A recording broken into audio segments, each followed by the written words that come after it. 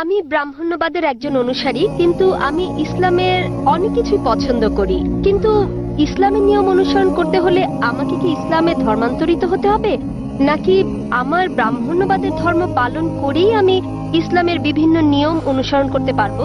Sir, আমি আপনার অনেক বক্তৃতাই দেখেছি, যেমন ইসলাম ও হিন্দু ধর্মের মধ্যে সাদৃশ্য এবং আরো অনেকগুলো। আপনার বক্তৃতা আমি খুবই পছন্দ করি। বোন খুব সুন্দর একটা প্রশ্ন করলেন। তিনি বললেন যে তিনি ব্রাহ্মণিজমের একজন একনিষ্ঠ অনুসারী, কিন্তু তিনি ইসলামের বিভিন্ন বিষয় পছন্দ করেন। তার প্রশ্ন হচ্ছে যে তিনি কি ইসলামের এই সব বিষয় অনুসরণ করতে পারেন এবং একই সাথে তারা ব্রাহ্মণিজম চর্চা করতে পারেন। তিনি আমার অনেক লেকচার দেখেছেন এবং অনেকটা পছন্দ করেন। বোন, প্রথমে আপনাকে বলি যে ইসলাম বা মুসলমান হওয়া কোনো উপাধি নয়। ইসলাম আবিধানিকভাবে বোঝায় শান্তি, যা পাওয়া যায় নিজেকে আল্লাহর কাছে সমর্পণ করে। তাই যে কোনো মানুষ যদি সে তার ইচ্ছা অনিচ্ছাকে আল্লাহর কাছে সমর্পণ করে তাহলে সে একজন মুসলিম। শুধুমাত্র মোহাম্মদ, জাকির, আব্দুল্লাহ, সুলতান, শাকির নাম হলে মুসলমান হওয়া যায় না, বা ফাতিমা, আয়েশা, এইসব নামগুলো আপনাকে মুসলিম বানাবে না। মুসলমান মানে যে তার ইচ্ছা অনিচ্ছাকে আল্লাহর কাছে সমর্পণ করে। তো প্রথমে খুঁজে বের করতে হবে আপনাকে মহান আল্লাহর আদেশ কি। মন বলেছেন যে তিনি ব্রাহ্মণিজমের একজন একনিষ্ঠ অনুসারী এবং তিনি ইসলামের বিভিন্ন বিষয় পছন্দ করেন। আর তিনি আমার অনেক বক্তৃতা দেখেছেন যার মধ্যে ইসলাম ও হিন্দুইজমের সাদৃশ্য আছে। যদি এটা দেখে থাকেন তাহলে উত্তর দেওয়াটা আমার জন্য সহজ হবে, আপনার পক্ষে বোঝাটাও সুবিধা হবে। আপনি যদি দেখে থাকেন আমার হিন্দুইজম ইসলামের সাদৃশ্য নিয়ে বক্তৃতা, যেটা আমি বোধহয় প্রথম শান্তি সম্মেলন চেন্নাই দিয়েছিলাম, ইসলাম ও হিন্দু ধর্মের মধ্যে সাদৃশ্য। বোন, আপনি যদি ভেবে দেখেন, এমনকি যদি হিন্দু ধর্মের বইগুলো পড়ে থাকেন, হিন্দু ধর্মগ্রন্থগুলো বলে যে নিজের ইচ্ছাকে ঈশ্বরের কাছে সমর্পণ করবেন। কিন্তু আমি যেটা বললাম যে সময়ের সাথে সাথে পূর্বের সকল ধর্মগ্রন্থ আগের মতো অবিকৃত অবস্থায় নেই। সেগুলো বিকৃতি এসেছে, জালিয়াতি হয়েছে, দুর্নীতি ঘটেছে। বেশিরভাগ পণ্ডিতগণই এই ধর্মগুলোর বিষয়ে, হোক সেটা হিন্দুইজম অথবা হোক খ্রিস্টানিজম অথবা ইহুদি ধর্ম, তারা একমত যে তাদের ধর্মগ্রন্থগুলো অবিকৃত রূপে সংরক্ষিত নেই। আর আপনি যদি আমার বক্তৃতা শুনে থাকেন, আমি শুরুতে যা বলেছিলাম, মহাভারত একটা গল্প যা অর্জুনের পিতামহ কর্তৃক বর্ণিত। এতে আছে ৮,০০০ শ্লোক। এরপর সময়ের সাথে সাথে পরিবর্তিত হতে হতে এতে চলে এলো ২৪,০০০ শ্লোক। এখন এর মধ্যে আছে ১,০০,০০০ বেশি শ্লোক। এটি কার কথা? মহাভারতের পণ্ডিতগণের। তো সময়ের সাথে সাথে সেগুলোতে হস্তক্ষেপ হয়েছে, তথ্য বিকৃতি ঘটেছে, কিন্তু তা সত্ত্বেও এরকম পরিবর্তনের পরও সবগুলো ধর্মগ্রন্থেই সর্বশক্তিমান ঈশ্বরের বাণী অবশিষ্ট রয়েছে। এবং আপনি যদি আমার বক্তৃতা শুনে থাকেন, সকল ধর্মের মূল কথা হচ্ছে সর্বশক্তিমান ঈশ্বর একজনই, তার কোনো মূর্তি নেই, তার কোনো ছবি নেই। সবগুলো ধর্মই বলে থাকে ঈশ্বর একজনই। আপনি হয়তো শুনেছেন আমার লেকচারে আমি বলেছিলাম বিভিন্ন জায়গায়, যেমন ছান্দোক্য উপনিষদে অধ্যায় নম্বর ৬ অনুচ্ছেদ নম্বর ২ শ্লোক ১, একম বিদ্যুতিয়ম, মহান ঈশ্বর এক, অদ্বিতীয়। এবং শতশতর উপনিষদ অধ্যায় নম্বর ৪ শ্লোক নম্বর ১৯ এবং যজুর্বেদ অধ্যায় ৩২ শ্লোক ৩ বলা আছে, না তস্য প্রতিমা আস্তি, মহান ঈশ্বরের কোনো প্রতিমা নেই, তার কোনো ছবি নেই। প্রতিমা মানে হচ্ছে মূর্তি, ফটোগ্রাফ, রেখাচিত্র, ছবি, ভাস্কর্য, মূর্তি, পুতুল। তাই ঈশ্বরের কোনো প্রতিমূর্তি নেই, কোনো ফটোগ্রাফ নেই, কোনো রেখাচিত্র নেই, কোনো ছবি নেই, কোনো ভাস্কর্য নেই, কোনো মূর্তি নেই, কোনো পুতুল নেই। তাই সকল ধর্মগ্রন্থই জোর দেয় সর্বশক্তিমান ঈশ্বরের একত্বের উপর। আর হিন্দু ধর্মের ব্রহ্মসূত্রটি হচ্ছে एकम ब्रह्म देवता नास्ते नेना नास्ते किंचन, भगवान एक ही है, दूसरा नहीं है, नहीं है, नहीं है, जरा भी नहीं है। ঈশ্বর একজনই, দ্বিতীয় কেউ নেই, কেউ নেই, কেউ নেই, কোথাও কেউ নেই।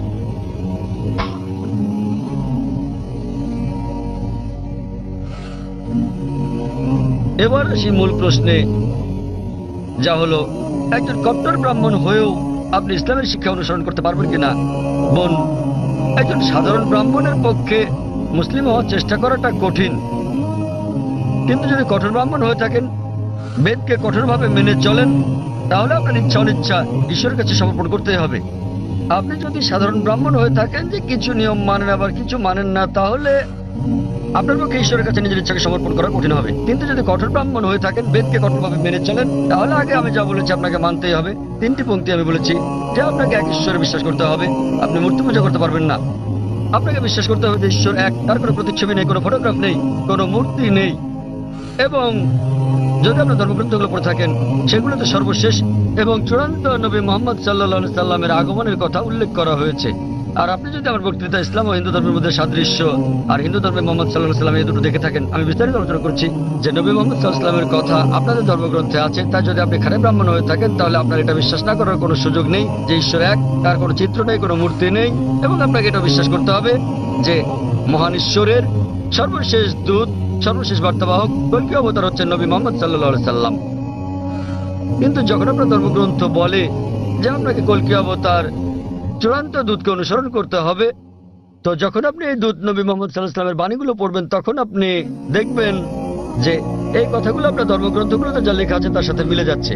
আবার একই সাথে দেখবেন এটা আপনার ধর্মগ্রন্থের অনেক কথার বিরুদ্ধে যাচ্ছে। তো এখন আমরা মনে করি যে কোরআন সর্বশক্তিমান আল্লাহর শেষ ও চূড়ান্ত নির্দেশনা, যা নাজিল করা হয়েছিল সর্বশেষ ও চূড়ান্ত নবী মোহাম্মদ সাল্লাল্লাহু আলাইহি সাল্লামের উপরে। এই কোরআন হলো ফুরকান, এটা হলো ন্যায় এবং অন্যায়ের পার্থক্যকারী।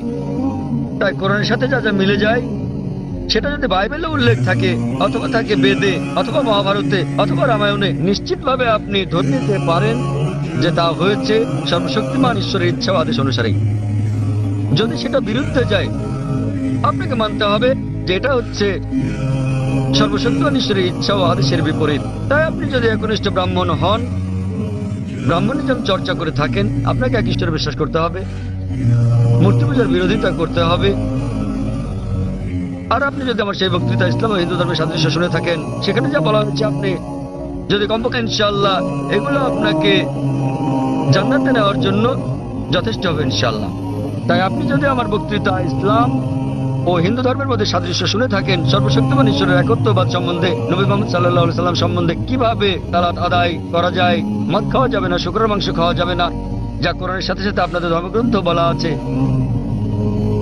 আপনাদের বেদে শালীনতার বিষয়ে বলা আছে যে মহিলাদের নিজেদের আবৃত রাখা উচিত, যা কোরআনেও বলা আছে।